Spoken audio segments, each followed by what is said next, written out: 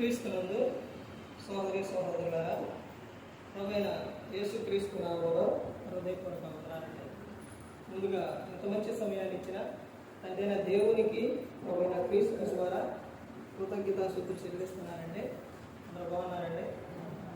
వాక్యం చదువుకొని ప్రార్థన చేసుకున్న తర్వాత పాఠంలోకి వెళ్దామండి. మత్తయి గారు రాసిన సువార్త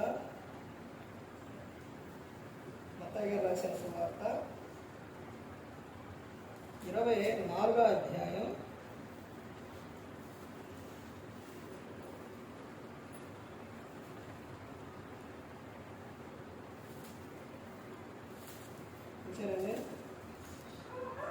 24వ అధ్యాయం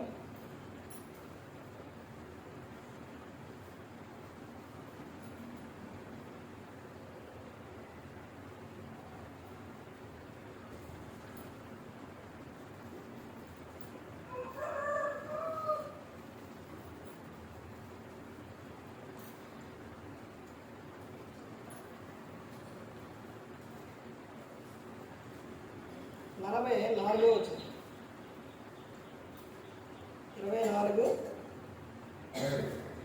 44వ వచనం. మీరు అనుకున్నది గడియలో మనుష్య కుమారుడు వచ్చును కనుకనే మీరును సిద్ధముగా ముందు ప్రార్థన చేస్తుంది. పరలోకమందున్న మా తండ్రి, పరిశుద్ధ ప్రేమ గల తండ్రి, గొప్ప తండ్రి, గొప్ప తండ్రి, అయ్యా మీ ప్రియ కుమారుడు యేసుక్రీస్తు ప్రభువారి ద్వారా కృతజ్ఞతాస్తుతులు చెల్లిస్తున్నాము నాయన. ఆరాధన క్రమంతట్లో మీరు నడిపించండి నాయన. వాక్యం బోధించుండగా ఈ లోక సంబంధమైన జ్ఞానంతో కాకుండా మీ జ్ఞానంతో మాట్లాడే భాగ్యం దయచేయండి నాయన. వాక్యం బోధించుండగా విలువారు తండ్రి మంచి హృదయం తిని వాక్యానుసారంగా నడిచే భాగ్యం దయచేయండి. ప్రతి ఒక్క విషయంలో తండ్రి మీ కృపా కాపుదలు దయచేస్తారని మా ప్రభువైన యేసుక్రీస్తు నామమున వేడుకుంటున్నాం తండ్రి. ఆమేన్. ప్రభువైన యేసుక్రీస్తు నామములో హృదయపూర్వక వందనాలండి. దేవుని కుమారుడు యేసుక్రీస్తు ప్రభువారు లోకానికి వచ్చిన తర్వాత పరలోక రాజ్యం సమీపిస్తుంది కనుక మారు మనసు పొందమని ప్రకటింప మొదలుపెట్టారు. అంశం పాఠం పేరు సంఘము ఎదుగుదలకు 7 మెట్లు. సంఘము ఎదుగుదలకు 7 మెట్లు. సంఘము ఎలా ఉండాలంటే ఎదుగుదల ఉండాలి. సంఘము అంటే ఏంటి అర్థం? క్రీస్తు శరీరం. క్రీస్తులోనికి వచ్చిన ప్రతి ఒక్కరూ కూడా ఎలా ఉండాలంటే క్రీస్తుకు మాదిరికరంగా ఉండాలి.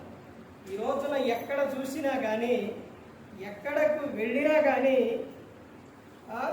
మీటింగ్స్కి వెళ్ళినా, సేవకులను కలిసినా, ఎక్కడికి వెళ్ళినా కానీ వారు చెబుతున్న విషయాలు ఏంటనంటే, వాళ్ళు చెప్పే సంఘములో చెప్పే విషయాలు కానీ, ప్రసంగాలు కానీ అన్నీ కూడా ఏమైనాయి అంటే మారిపోయింది.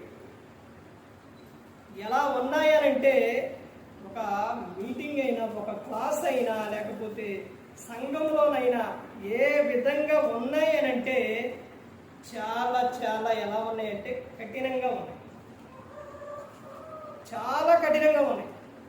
వాళ్ళు చెప్పే ప్రసంగాలు కానీ, వాళ్ళు చెప్పే మాటలు కానీ ప్రతి ఒక్కటి కూడా ఎలా ఉన్నాయనంటే అవి వింటూ ఉంటే నాకే అనిపిస్తుంది, ఒకనాడు ఇలా లేరే, ఇప్పుడు ఎలా మారిపోయారే, ఎందుకని అనిపిస్తుంది.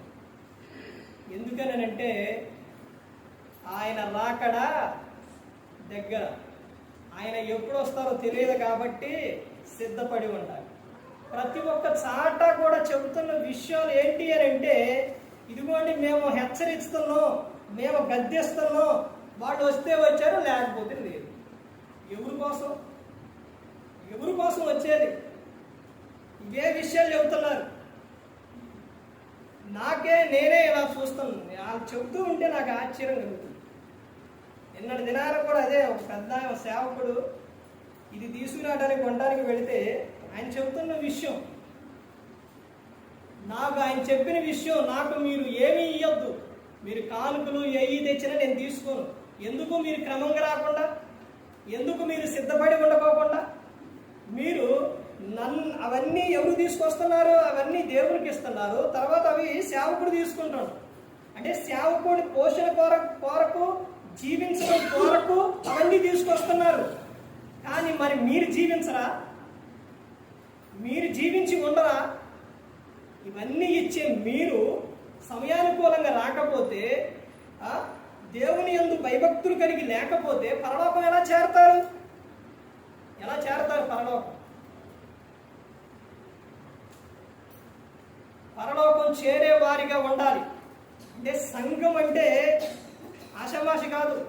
సంఘం అంటే చాలా పవర్, చాలా శక్తి. ఆ సంఘంలోకి వచ్చిన వారు ఎంత క్రమం కలిగి ఉండాలి. అందుకనే ఇక్కడ చెబుతున్నారు, చూడండి ఏమని చెబుతున్నారు? 44వ వచనంలో ఏమని చెబుతున్నారు? మీరు అనుకునని గడియలో మనుష్య కుమారుడు వచ్చును గనుకనే మీరును సిద్ధముగా ఉండు. ఇదిగోండి, నేను ఫలానా తారీఖున వస్తున్నా, ఫలానా డేట్ను వస్తున్నా, ఫలానా మరి ఈ సంవత్సరాలు వస్తానని యేసుక్రీస్తు ప్రభువారు చెబుతారనుకున్నారేంటి? అసలు యేసుక్రీస్తు ప్రభువారికే తెలియదు. కుమారునికైనను దూతలకైనను ఆయన వచ్చేది తెలియదు. ఆయన వచ్చేది ఆయనకే తెలియదు. ఎవరికి తెలుసు అని అంటే తండ్రి అయిన దేవునికి మాత్రమే తెలుసు యేసుక్రీస్తు ప్రభువారు ఎప్పుడు వచ్చేది అనేది. ఏ తారీఖు ఎప్పుడు వస్తారో చెప్పలేడు. అందుకనే చెబుతున్నారు కదా, మీరు అనుకొనని గడియలోనే మనుష్య కుమారుడు వచ్చును గనుకనే సిద్ధంగా ఉండు అని చెప్తున్నారు. ప్రతి ఒక్క సంఘానికి కూడా సంఘము ఏర్పడిన తర్వాత ఎప్పుడైనా వాక్యం బైబిల్ చదివారా? పౌలు గారు ఎన్ని పత్రికలు రాశారు? 14 పత్రికలు రాశారు. ఆ పత్రికల్లోని ఆయన రాసిన ఆ పత్రికల్లో చూడండి, ఆయన కన్నీరు విడుస్తారు, ఎంతో బాధపడతారు, దుఃఖపడతారు. ఒక్కొక్క సంఘానికి ఒక్కొక్క పత్రిక రాస్తే వాళ్ళకి అర్థం అవ్వాలా, తెలుసుకోవాలా, మరలా 2వ పత్రిక రాస్తారు. అని సిద్ధపడి ఉన్నవాళ్లే, దేవునిలో సిద్ధపడి ఆయన రాకడకు ఎదుర్కొని ఇక మేము సిద్ధం అన్న వాళ్లే ఎలా మారిపోయారు? ఎవరా సంఘం? తెస్సలోనికలో ఉన్న సంఘం ఎలా మారిపోయారు వాళ్ళు? మేము సిద్ధమే, ఇక మేము బాప్తిస్మాలు తీసుకున్నాం, మేము సంఘానికి వెళ్తున్నాం, ఇక మేము సిద్ధమే, మేము వెళ్తాం ఇక అనుకొని భ్రమలో ఉన్నారు. కానీ అసలు విషయం మర్చిపోయారు. ఎప్పుడైతే అలా అనుకొని అలా ఎప్పుడైతే జీవిస్తావో అపవాది నిన్ను టార్గెట్ చేస్తావు. ఎప్పుడైతే నీలో ప్రార్థన ఉండదో, లేఖనం ఎప్పుడైతే నువ్వు చదవవో, ఎప్పుడైతే నువ్వు ధ్యానించవో, ఎప్పుడైతే నువ్వు పరిశోధించవో, అప్పుడే నిన్ను ఆడు దారి తప్పిస్తారు. అదే విషయం ఆ సంఘానికి చెబుతున్న విషయం. వాళ్ళు ఆల్రెడీ సంఘం అన్నీ ఇస్తున్నారు. దేవునికి ఏం చెప్తున్నారు? వాళ్ళు కృతజ్ఞతాస్తుతులు చెల్లిస్తున్నారు. తర్వాత నిత్యం కూడా ఏం చేస్తున్నారు? వాళ్ళు అన్నీ బాగానే ఉన్నాయినే, కానీ ఒక సందర్భానికి వచ్చేసరికి వాళ్ళు ఏమైపోయారు అని అంటే లేఖనాలను పరిశోధించే వారిగా లేరు. అపోస్తుల కార్యాలు 17 అధ్యాయం 10-11 వచనాల్లో అవే ఉంటుంది. ఏం చేశారు? మేము భక్తులము, మేము విశ్వాసులము అనే విషయంలో అలా భ్రమలో అలా బ్రతుకుతూ, నీకు జాబ్ వచ్చింది, జాబ్ వచ్చింది కదా అని జాబ్కి వెళ్ళకపోకుండా ఇంటికాడ ఉంటే శాలరీ వచ్చిందా? రాదు. బాప్తిస్మాలు తీసుకున్నంత మాత్రాన పరలోకం చేరతారా? తీసుకున్నంత మాత్రాన చేరరు. బాప్తిస్మాలు తీసుకుంటే యాడికి రావాలి? దేవుని యొద్దకు రావాలి, దేవునితో సహవాసం కలిగి ఉండాలి, ఆయన శరీరం రక్తం తీసుకోవాలి, పరిశుద్ధంగా జీవించాలి. ఇవేవీ లేకుండా పరలోకం ఎలా చేరతారు? పరలోకం చేరకపోతే మరలా ఇంకొకటి ఉందలే, ఇంకొక పక్కకు ఉందలే, లేదా అక్కడికి వెళ్ళొచ్చులే, ఇక్కడికి వెళ్ళొచ్చులే అనుకోవడానికి లేదిక.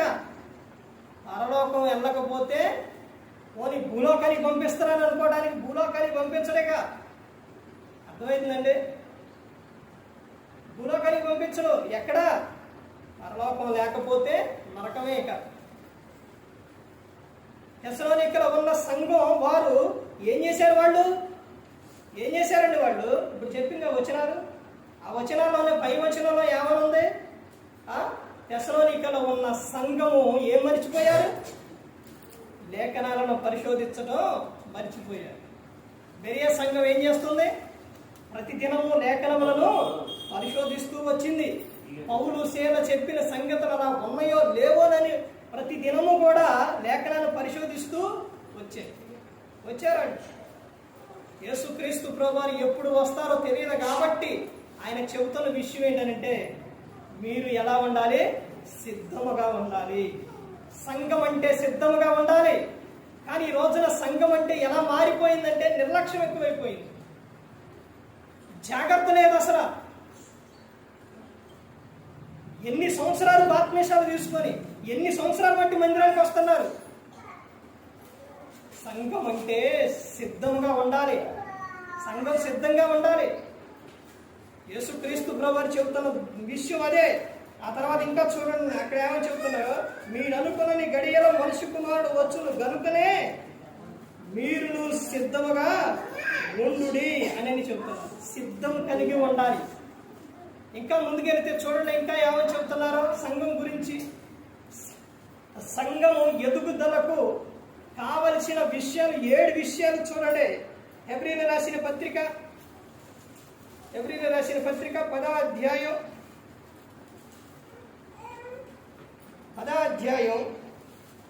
24-25 కలిసి ఉంటే చూడండి. కొందరు మానుకొనుచున్నట్టుగా సమాజముగా కూడా మానక ఒకరికొకడు హెచ్చరించుచు ఆ దినము సమీపించుట మీరు చూచిన కొలది మరీ ఎక్కువగా అలాగు చేయుచు ప్రేమ చూపుటకును సత్కార్యములు చేయుటకును ఒకరికొకడు పురికొల్పాలని ఆలోచిస్తాం. ఇక్కడ జరుగుతున్న విషయం ఏంటనంటే, ఇక్కడ భక్తుడు చెబుతున్న విషయం ఏంటనంటే, సంఘం ఎదుగుదల కావాలి అని అంటే ఏం కావాలి? అక్కడ క్రమము కావాలి. క్రమముగా మందిరానికి రావాలి, క్రమముగా దేవునిలో ఉండాలి, క్రమముగా వాక్యం చదవాలి, క్రమము అన్ని క్రమంగా జరగాలి. క్రమంగా ఇక్కడ అదే చెప్తున్నారు. ఏమని చెప్తున్నారు? కొందరు మానుకొనుచున్నట్టుగా సమాజంగా కూడటం మానకూడదు. సంఘం ప్రార్థన మానకూడదండి, ఆరాధన మానేయకూడదు. మానక ఏం చేయాలంట? ఒకరికొకడు హెచ్చరింపు ఉందా? హెచ్చరిస్తే మరలా మేము రామిక మమ్మల్ని హెచ్చరించినా గద్దించినా బుద్ధి చెప్పినా మేము రావు. మేము మా ఇష్టానుసారంగా చేస్తాం, మా ఇష్టానుసారంగా ఉంటాం అనే విషయాలు బైబిల్ గ్రంథంలో చాలా మంది మాట్లాడిన విషయాలు ఉన్నాయి. అలా మాట్లాడుతూ ఉంటేనే అపోస్తలుడైన పౌలు గారు కొరింథీయులకు రాసిన మొదటి పత్రిక 10వ అధ్యాయంలో ఇశ్రాయేలీయుల ఆ సందర్భాన్ని మరలా రిపీట్ చేస్తారు. ఎన్నో వేల సంవత్సరాలు జరిగిన విషయాన్ని మరలా అపోస్తలుడైన పౌలు గారు ఎందుకు రిపీట్ చేసిండండి? వాళ్ళు ఎందుకు చనిపోయారు? వాళ్ళు ఎందుకు క్రమంలో నుంచి వాళ్ళు క్రమక్రమంగా వాళ్ళు ఎందుకు పతనమైపోయారు? ఎందుకనంటే అందరూ కూడా ఏం చేశారంట? ఆ పైన వచనాల్లో అందరూ మేఘం కింద అందరూ బాప్తిస్మం తీసుకున్నారు. కానీ వెళుతున్న క్రమంలోనే ఏమైపోయింది? ఒకరిలో ఐక్యత లేదు, ఆ ప్రేమ లేదు. ప్రేమ లేక ఒకళ్ళు కొంతమంది వ్యభిచారం, కొంతమంది సనకటం, కొంతమంది వారి ఇష్టానుసారంగా జీవించడం. ఒకరు ఏమైపోయారు? ఎవరు చేసిన తప్పుకు వారిని దేవుడు తీసేసింది. అందుకనే మీకు బుద్ధి కలగాలని, సిగ్గు రావాలని నేను చెబుతున్నానని అపోస్తలుడైన పౌలు గారు చెప్తున్నారు. ప్రకటన గ్రంథంలోకి వెళితే భయంకరంగా ఉంటుంది. నువ్వు దౌర్భాగ్యుడు, దిక్కుమాలిన వాడు, పనికి మాలిన వాడు, ఎన్ని విషయాలు చెప్తారో తెలుసండి? ఎన్ని విషయాలు? దేవుడు ఇవన్నీ ఎందుకు ఇవన్నీ దేవుడు చెబుతున్నారు? ఎవరి కోసం అంటే మన కోసం, మన భవిష్యత్తు కోసం, పిల్లల భవిష్యత్తు కోసం చిన్న వయసులో నుంచే ప్లాన్ చేసి వారిని ఏం చేస్తారు? వారు ప్రయోజకులు అవ్వాలని మంచి స్కూల్లో చదివేస్తారు. వారికి జాబ్ రావాలి, తర్వాత నా పిల్లలు బాగుండాలని కోరుకుంటారు, ఆనందంగా ఉండాలని కోరుకుంటారు. వాడు బాధపడాలి, వారు ఆనందంగా ఉండకూడదు, సంతోషంగా ఉండకూడదని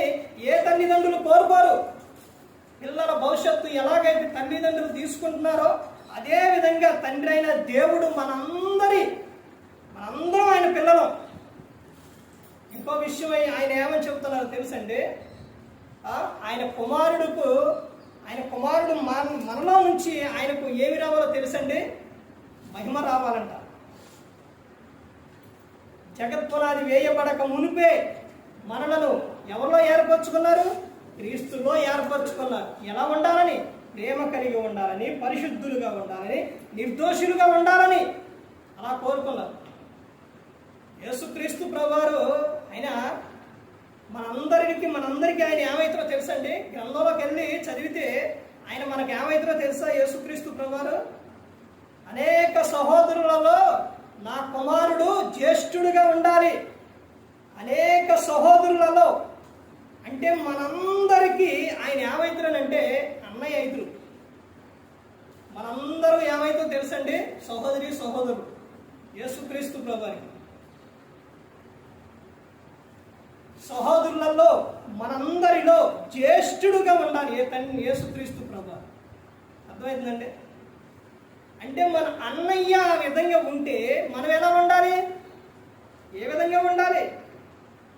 ఆయన పరిశుద్ధుడు, ఆయన నీతిమంతుడు, ఆయనలో ఏ లోపం లేదు.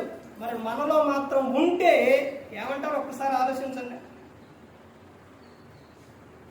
అందుకని దేవుడు చెబుతున్న విషయం ఏంటంటే ప్రతి ఒక్క విషయంలో కూడా ఏం కావాలి అంటే క్రమంగా ఉండాలి, క్రమంగా నడుచుకోవాలి. క్రమం లేకపోతే అది ఫలించదు, సంఘం ఎదుగుదల ఉండదు. తర్వాత ఇంకా చెబుతున్న విషయం చూడండి, గలతీలకు 5వ అధ్యాయం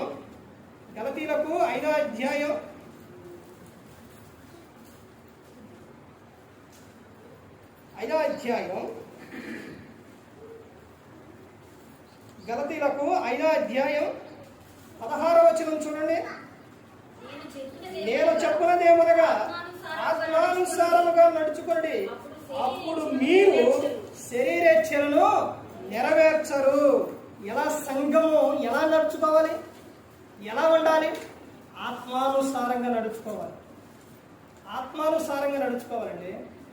క్రైస్తవుడు అంటే ఎవరో తెలుసండి? మనిషి అంటే ఎవరో తెలుసా? మనిషి అంటే ఆత్మానుసారంగా నడిచేవాడు. దేవుడు మనల్ని ఆ విధంగా చేసింది. దేవుడు మనల్ని సృజించినప్పుడు, మనల్ని చేసినప్పుడు ఏ లోపం లేదు, ఏ తప్పు లేదు. కానీ మనిషి తల్లి గర్భంలో నుంచి బయటకు వచ్చిన తర్వాతే వివిధమైన తంత్రాలు నేర్చుకున్న మనిషి. ప్రతి ఒక్కడి కూడా భయంకరమైన విషయం మనిషి నేర్చేసుకుంటాం. ఎందుకంటే ఇది భయంకరమైన లోకం, వ్యభిచారపు తరం. దేవుడే గ్రంథంలో చెప్పారు, ఇలాంటి భయంకరమైన ఈ లోకంలోని నువ్వు ఎలా జీవించాలని అంటే క్రైస్తవుడు అయినందుకు ఆత్మానుసారంగా నడుచుకోవాలి. చెరువులో ఉన్న కలువ పువ్వుకు ఎప్పుడైనా మురికంటిందే? అంటలేదు. అలాగే ఈ లోకంలో ఉన్నప్పుడు నువ్వు ఎలా ఉండాలి? అలాగే కలువ పువ్వులాగా ఉండాలి, పరిశుద్ధంగా జీవించాలి. ఇక్కడ అదే చెప్తున్నారు. అంటే మీరు శరీరేచ్ఛను నెరవేర్చకుండా ఉండాలి అని అంటే ఎలా నడుచుకోవాలంట? ఆత్మానుసారంగా నడుచుకోవాలి. నువ్వు ఆత్మానుసారంగా నడిస్తేనే సంఘము అభివృద్ధి చెందుతుంది. సంఘములో నువ్వు ఎదుగుదల ఉంటుంది. ఏ ఒక్కరో కూడా పలానా సంఘం అని అంటే, మొన్న ఒక మీటింగ్లోని అందరూ మొత్తం అన్ని ఆచారాలు చేస్తారండి. ఒక ఆయన అన్న విషయం నాకైతే మనసులో నేను అనుకున్నా, అబ్బా అంటే లేదు అనుకున్నా. అన్నీ వాళ్ళు ఏం చెప్పారంటే ట్రైనింగ్ చెబుతూ కొన్ని పేర్లు చెప్పారు. సంఘాలకు ఉన్న కొన్ని పేర్లు చెప్పారు. చెప్పి ఈ సంఘాల్లో ఉన్న వారందరూ కూడా అన్ని ఆచారాలు చేస్తారు అని అన్నారు. చెప్పే ఆయన స్పీకర్ వెంటనే ఒక ఆయన అంట క్రీస్తు సంఘంలో చేయరండి అని. ఏం చేయాలంట? క్రీస్తు సంఘంలో ఆచారాలు చెయ్యరంట. నిజమేనండి? చెయ్యరా? చాలా మంచివాడు. ఇక నుంచి చూద్దాం, ఇక నుంచి చెయ్యమాట. ఇక నుంచి చెయ్యరు అని మీరు అందరు గట్టిగా చెప్పారుగా. ఇక ఏదైనా ఒక వివాహ కార్యక్రమం అయినా, ఏదన్నా ఫంక్షన్ అయినా, ఏదైనా కానీ ప్రతి ఒక్కటి వాక్యానుసారంగా చేయండి. వాక్యానుసారంగా నడవాలి. చేయనన్నారు, అర్థమైందండి? ప్రతి ఒక్కటి కూడా వాక్యానుసారంగా నడవాలి. అలా నడవకపోతే ఆ క్రమము కూడా, అక్కడున్న క్రమం కూడా క్రమంగా జరగదు. అర్థమవుతుందండి? ప్రతి ఒక్కటి కూడా క్రమంగా జరగాలి. అంత ధైర్యంగా ఆయన ఎలా చెప్పాడు? ఎలా చెప్పారంటే క్రీస్తు సంఘంలో చేయరు అని అంటే ఎవరో కూడా ఏమి మాట్లాడాల. కాకపోతే నేనే మనసులో అనుకున్నా, పైకి అనకూడదుగా, మనం క్రీస్తు సంఘమేగా. ఇక్కడికి మొన్నటి దినాన వెంకటేష్ గారు చనిపోయినప్పుడు తర్వాత రోజుకి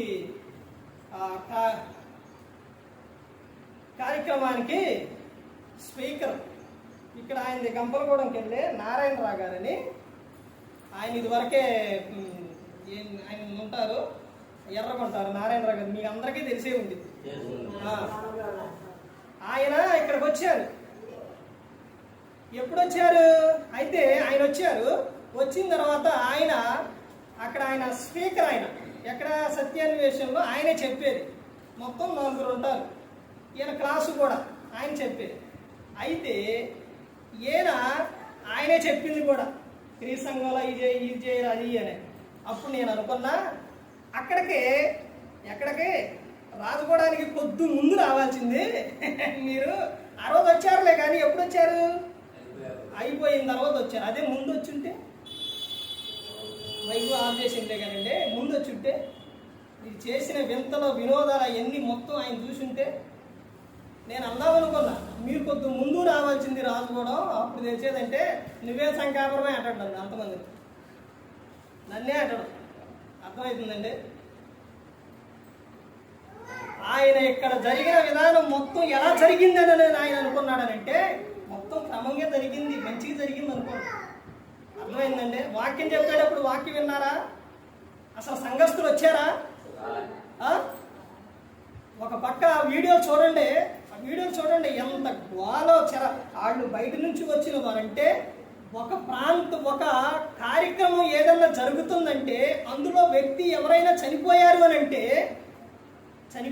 అని అంటే ఒక ఊరోళ్ళు రారా? ఒక ఊరోళ్ళే ఉంటారా? ఎన్ని ప్రాంతాల నుంచి వస్తారండి? ఒక చాట మా ఊర్లో అక్కడ సమాధి కార్యక్రమం జరుగుతూ ఉంటే అది అంతా కూడా ఫస్ట్ బాగానే చేశారు. అయితే ఆ ఊరు సంఘ కాపరకే తర్వాత ఇచ్చారనమాట. అంటే బయట నుంచి వచ్చి నడిపించిన వాళ్ళు బయటికి వెళ్తారు. బయట నుంచి నడిపించిన తర్వాత కాదు, ఈసారి అలా కాదు, ఇక్కడే ఇవ్వాలి, సంఘ కాపరు ఉండగా సంఘ కాపరే నడిపించాలి మొత్తం కూడా, ఎవరో చేయకూడదని అంటే సరే ఆయనకి ఇచ్చారు. ఎప్పుడు? రోజు కార్యక్రమం అవకాశం ఇచ్చారు. ఇచ్చిన తర్వాత అక్కడికి వెళ్ళారు. ఈయనకి ఆల్రెడీ మనసులో ఫస్ట్ కానించి ఆయన ఏమంటే నేను కూడా ఉన్నా, మనసులో ఉన్న తెలుసు ఏంటి వీళ్ళు ఎట్ట చేస్తారు ఏంటి అని అన్నదే ఆయనకి తెలుసు, అందరికీ తెలుసు. సర్లే ఈ అవకాశం చూద్దామని ఆ ఇంటి ఆయన ఏమన్నా తెలుసండి, నాతో ఏమన్నారు తెలుసా? చూద్దాం ఈసారి ఇప్పుడు ఎట్ట చేస్తారో ఇవ్వండి అన్నారు కదా, సరే చూద్దాం అన్నారు ఆ ఇంటి ఆయన, ఆ నాన్నగారు కుమారు. సరే నేనేం చేశానంటే ఆయన కదా నడిపించేది అని నేను మామూలుగా ఆ ఊరు వ్యక్తులు మామూలుగా వెళ్ళాను. సంఘకాపురం ఆయన కదా అని నేను మామూలుగా బైబిల్ లేకుండా మామూలుగా వెళ్ళాను. వెళ్ళిన తర్వాత అక్కడికి వెళ్ళిన తర్వాత వెళ్ళారు, అవన్నీ ఆడ పెట్టారు, ఆ సిలువ కూర్చారు. కూర్చిన తర్వాత ఏమేమంటే అశోక్ గారు ప్రార్థన చేయండి,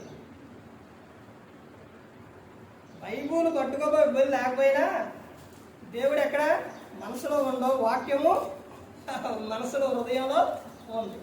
ప్రార్థన చేశా, ప్రార్థన అయిపోయింది, వెంటనే ఆయన వెళ్ళిపోయింది. ప్రార్థన అయిపోయింది, వెళ్ళిపోయింది. ఆయన ఎందుకు వెళ్ళిపోయిండు అన్నది నాకు ఎప్పుడు అర్థమైందో తెలుసండి. నేను అక్కడే ఉన్నా, ఉంటే వీళ్ళు తీసుకొచ్చి ఏం చేస్తున్నారు, కొట్టు రా ఇంటి వారసు రండి కొబ్బరికాయ కొట్టుండి అంటున్నారు. ఆయన తీసుకొని కొట్టు కొట్టు అంటున్నారు. అప్పుడు నేనన్నా వద్దు అన్నా. అంటే వినిపించుకోలేదండి. సేవకుడు చెప్పినప్పుడు ఎవరు చెప్పినా కానీ వినాలి. సేవకుడు చెప్పినప్పుడు వినాలి. వినకపోతే అది ఎలా ఉంటుందో తెలుసండి. ఎలా ఉంటుంది? నవ్వుల పాలైపోతుంది. అది క్రమంగా ఉండదు. అది నేనని కాదు, ఏ సేవకుడు చెప్పినా వినాలి. అలా వినకోకుండా వాళ్ళు ప్రార్థనకి వెళ్ళేవాడు, అందరూ ప్రార్థనకి వెళ్ళేవాళ్ళే. కాకపోతే ఆ ఇంటి వారు కొంచెం భక్తిగా ఉండటం వల్ల వాళ్ళు ఏం చేశారంటే ఆయన కానీ ఆ కుమారుడు కానీ వాళ్ళు కొట్టనన్నారు. నేను కొట్టమన్నారు. వీటేం చేశారంటే సరే వేరే వాళ్ళని పిలిచి ఆడ కొట్టించారు.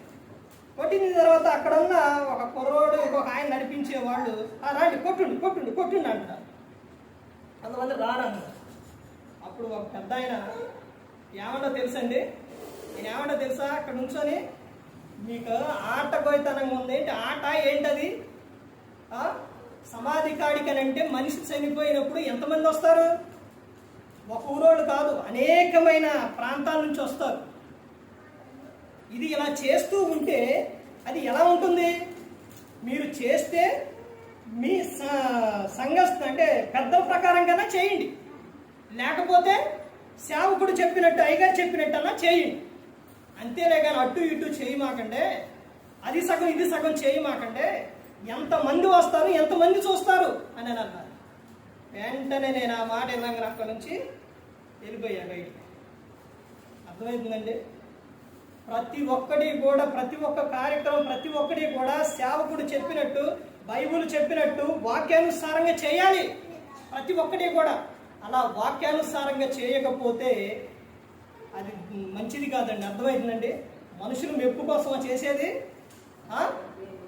దేవుని కోసం చేయాలి, దేవుడు చెప్పినట్టు చేయాలి. అంటే మీరు అలా చేస్తూ ఉన్నారనంటే ఆ అర్థం ఏంటి?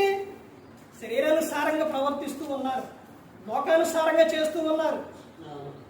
ఇంకా ఎంతకాలం అండి ఇలా ప్రతి ఒక్కటి కూడా వాక్యానుసారంగా చేయకుండా, వాక్యానుసారంగా నడవకుండా ఉంటే రేపొద్దున దేవునికి లెక్క చెప్పాలి. ఇకనే మారుతారు, ఇకనే తెలుసుకుంటారు. ఎప్పుడు తెలుసుకునేది? ఎప్పుడంటే తెలుసుకునేది? ప్రతి ఒక్కరూ గమనించుకోవాల్సిన విషయం ఏంటంటే ఏది చేసినా ఏదైనా కానీ వాక్యానుసారంగా నడవాలి. అదే మీకు దీవెన, అదే మీకు ఆశీర్వాదం. కీడంటే ఏంటో తెలుసండి? కీడు ఎలా వస్తుందో తెలుసా? వాక్యానుసారంగా చేయకపోతేనే వస్తుంది. మంత్రాలు, తంత్రాలు, అంతరాలు, ఆటికి ఈటికి అదేమి రాదు, అవేం పోదు. అర్థమవుతుందండి? వాక్యానుసారంగా చేయకపోతే వస్తుంది. ఇక్కడ ఎలా నడుచుకోమన్నారు? సంఘం ఎదుగుదలకు ఎలా ఉండాలంట? 1 సిద్ధపడి ఉండాలి, 2 క్రమంగా ఉండాలి, 3 ఎలా ఉండాలంట? ఆత్మానుసారంగా నడుచుకోవాలి. ఇంకా ముందుకెళ్తే చూడండి, ఇంకా ఏమని చెప్తున్నారు. కొరింథీయులకు రాసిన మొదటి పత్రిక 13వ అధ్యాయంలో సంఘస్థులు ప్రేమ సూత్రం పాటించాలి. ఆ అధ్యాయం మొత్తం ఎన్ని వచనాలు ఉన్నాయి? 13 వచనాలు ఉన్నాయి. ఆ మొత్తం కూడా అధ్యాయంలో 13 వచనాల్లో అపోస్తలుడైన పౌలు గారు చెబుతున్న విషయం ఏంటంటే ప్రేమ కలిగి ఉండాలి, ప్రేమ సూత్రం ఉండాలి. యేసుక్రీస్తు ప్రభువారు ఆయన లోకాన్ని జయించారనంటే ఎలా జయించారు? కత్తి పెట్టారా, బాంబు వేసారా, లేకపోతే విప్లవం చేశారా? ఏం చేశారు? ఆయన ఏం చేశారండి? ప్రేమ కలిగి ఉన్నారు. ప్రేమ ప్రతి ఒక్కరిని కూడా ఆయన క్షమించారు. ఏ తప్పు చేసిన వారిని ఆయన ఏం చేస్తారో తెలుసండి? ఆయన క్షమించారు. పాపాన్ని ఏం చేస్తారు? ఆయన ప్రేమించరు, ద్వేషిస్తారు. పాపిని ఏం చేస్తారు? ప్రేమిస్తారు. యేసుక్రీస్తు ప్రభువు. శాస్త్రులు, పరిచయులు వాళ్ళు చెబుతున్న బోధ కానీ, వాళ్ళు ప్రవర్తన కానీ అది సరిగా లేదు కాబట్టి వాళ్ళు ఏం చేశారు? గద్దించారు, హెచ్చరించారు. యేసుక్రీస్తు ప్రభువు అన్నిటికన్నా నిరీక్షణ, విశ్వాసం, ప్రేమ, ఈ 3 శ్రేష్టమైనది ఏదంట? ఏది అక్కడే ఉంటుంది, కింద చివరి 13వ వచనంలోనే ఉంటుంది. ఏంటంట? ప్రేమ. సంఘం అంటే, సంఘం ఎదుగుదలకు కావాల్సింది ఏంటంటే ప్రేమ. వారు ఒకళ్ళంటే ఒక మాట అంటే నేను తిరిగి 4 మాటలు అంటే అది ప్రేమ కాదు. అర్థమవుతుందంటే? ఇంకా ముందుకెళ్తే ఆయన ఇంకా ఏమని చెప్తున్నారంటే అపోస్తలుడైన పౌలు గారు కొరింథీయులకు రాసిన 2వ పత్రిక 9వ అధ్యాయం 5 నుంచి 7వ వచనంలో సంఘములో ఎలా ఇవ్వాలని చెప్తున్నారు? ధారాళముగా ఇవ్వాలి అని చెబుతూ ఉన్నారు. అది ఎవరికి దీవెన? అక్కడే ప్రతిసారి కానుకల విషయాల్లో చెప్తున్న విషయం అదేగా. సంఘం ఎదుగుదల కావాలి అని అంటే సంఘంలో ఇవ్వాలి, సంఘంలో ఏదైతే లేదో అది తేవాలి. అర్థమవుతుందండి? ఇలా లేకపోతే సంఘం ఎలా ఎదుగుదల వస్తుంది? ఇప్పుడు ఈ సంఘం అంతా, ఈ మందిరం అంతా శుభ్రంగా నీటిగా ఉంటే ఎవరికి మంచి పేరు? ఇల్లు నీటిగా ఉంటే ఎవరికి పేరు? ఇల్లానికి పేరు. సంఘము మందిరము శుభ్రంగా ఉంటే, నీటిగా ఉంటే ఎవరికి పేరు? సంఘానికి పేరు. మందిరమే సరిగా లేకపోతే, మందిరం చుట్టూ శుభ్రంగా లేకపోతే, ఏది లేకపోతే, మందిరంలో ఎవరైనా వచ్చినా కానీ సరిగా లేకపోతే ఏమనుకుంటారు? ఇంటికి ఎవరైనా వచ్చినప్పుడు ఎక్కడ చికాకు అక్కడే, ఎక్కడ బూజు అక్కడే, లేకపోతే ఎక్కడ తెప్ప అన్ని అన్ని మొత్తం ఎక్కడ పడితే అక్కడ ఉంటే ఏమంటారు? ఒకసారి ఆలోచించండి. ఎలాంటి పేర్లు పెడతారు మీ అందరికీ తెలుసు. ఆ స్త్రీకి ఎలాంటి పేర్లు చెబుతారో తెలుసు మీ అందరికీ కూడా. అర్థమైందండి? మరి సంఘం సరిగా లేకపోతే, సంఘం ఎదుగుదల లేకపోతే, తర్వాత ఇంకా ముందుకెళ్తే ఇంకా ఏమని చెప్తారంటే, ఎఫెసీయులకు రాసిన పత్రిక 4వ అధ్యాయం చూడండి. అపోస్తలుడైన పౌలు గారు ఎఫెసీయులకు రాసిన పత్రిక 4వ అధ్యాయం 23వ వచనం నుంచి చూడండి. మీ చిత్తవృత్తి యందు నూతన పరచబడిన వారై, నీతి యథార్థమైన భక్తి గల వారై, దేవుని పోలికగా సృష్టింపబడిన నవీన స్వభావమును ధరించుకొనవలెను. ఏ స్వభావం అంట? నవీన స్వభావం. దీన్నే ఏమంటారంటే నూతనత్వం, నూతన స్వభావం. పాతవన్నీ కూడా ఏమైపోయినాయి? గతించిపోయినాయి. పేతురు గారు రాసిన పత్రికలు అదే చెబుతారు. మీరు అన్ని జనుల ఇష్టం నెరవేర్చుటకు గతించిన కాలం చాలిక. దానికి ముందు ఏం చేశారు? అల్లరితో కూడిన ఆటపాటలు, పోకిరి చేష్టాలు, తాగుబోతు విందులు, ఇవన్నీ మొత్తం చేశారు. ఇక అవన్నీ చాలిక, వదిలేసేయండి. క్రీస్తులోనికి రాకముందు, అంటే బాప్తిసం తీసుకోకముందు ఇవన్నీ చేశారు. మరలా క్రీస్తులోకి వచ్చిన తర్వాత కూడా మరలా నేను నా ఇష్టానుసారంగా జీవిస్తానంటే ఊరుకోరు. నువ్వు ఒక పనికాడికి వెళ్ళినా, జాబుకి వెళ్ళినా, అక్కడికి వెళ్ళినప్పుడు నువ్వు చెప్పినట్టు చేయో, నేను నా ఇష్టానుసారంగా చేస్తానంటే ఏమంటారు? మీరందరూ పనికెళ్ళినోళ్ళు, జాబులు చేసేవాళ్ళు ఉన్నారు. అక్కడ ఏమంటారు? ఏమంటారండి? వద్దురయ్యా, వద్దురమ్మ, ఏరుకోండి అంటారు. లేకపోతే అప్పుడు భరించి సరే వచ్చారు కదని నెక్స్ట్ రోజు నుంచి రావద్దంటారు, వద్దులే అంటారు. అర్థమైందండి? కానీ దేవుడు మనిషిని విడిచిపెట్టట్లేదు. ఆనాటి కాలంలో, ఏనాటి కాలం? అజ్ఞాన కాలంలో దేవుడు చూచి చూడనట్టుగా ఉండగానే ఇప్పుడైతే అందరిలో ఏం పొందాలంట? మారు మనసు పొందాలి, మారు మనసు పొందాలి. దేవుడు ఆ కాలంలోని తప్పు చేసిన వారిని వెంటనే శిక్షించిండు. కానీ ఇప్పుడు నీకు వెంటనే శిక్ష ఎందుకు రావట్లేదు? నువ్వు వెంటనే మారతావని, మార్పు చెందుతావని. నూతన స్వభావం ధరించుకోవాలంటే నవీన స్వభావం ధరించుకోవాలి ప్రతి ఒక్కరు కూడా. సంఘంలో ఉన్నవారనంటే, వాడు ప్రార్థనకు వెళుతున్నారు అని అంటే, అబ్బా ఇది మార్పు అంటే అనే విధంగా చూడాలి, ఆ విధంగా ఉండాలి. తర్వాత ఇంకా ముందుకెళ్తే ఆయన ఏమని చెప్తున్నారంటే, కొరింథీయులకు రాసిన మొదటి పత్రిక, ఇది అందరికీ తెలిసిన విషయమే. 11వ అధ్యాయం 23 నుంచి 29లో సంఘములో ప్రభు బల్లలో ఏమవ్వాలి? పాలు పొందాలి. ప్రభు బల్లలో పాలు పొందాలి. యోహాను గారు రాసిన సువార్త 6వ అధ్యాయం మొత్తం చదవండి. ఏంటి తీసుకుంటే మాకేంటి ప్రయోజనం అనుకునే వారు, తీసుకోకుండా ఉండే వారు ఆ అధ్యాయం మొత్తం చదవండి. ఆశ్చర్యం కలుగుతుంది. ప్రతి ఒక్కరూ కూడా బాప్తిసం తీసుకున్న ప్రతి ఒక్కరూ కూడా ఏమవ్వాలంట? ప్రభు బల్ల కార్యక్రమంలో పాలు పొందాలి. ప్రతి ఒక్కరూ కూడా తీసుకోవాలి. అప్పుడే సంఘము ఏమవుతుంది? సంఘము ఎదుగుతుంది. సంఘం ఎదుగుదలకు 7 మెట్లు. ఏంటవి? ఏంటండి? 1 సిద్ధపడి ఉండాలి. 2ది క్రమంగా నడుచుకోవాలి. 3వ విషయం ఏంటి? ఆత్మానుసారంగా నడుచుకోవాలి. 4వ విషయం ఏమని చెప్తున్నారు? ప్రేమ కలిగి ఉండాలి.